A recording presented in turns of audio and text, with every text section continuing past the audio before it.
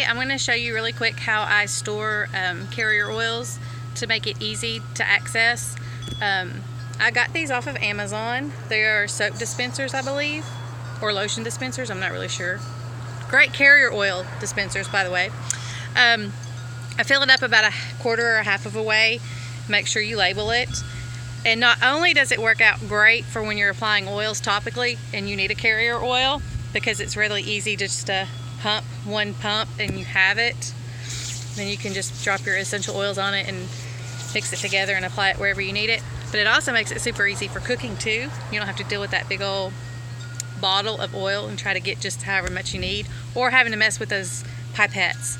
But these are super easy and they're cute and they're adorable. Like I said, I got them off of Amazon, and I believe they were lotion or soap dispensers, but they work great for a carrier oil dispenser. And leave them right next to your display where you have your oils, and you may need a carrier oil at any time. Hey, have a great day.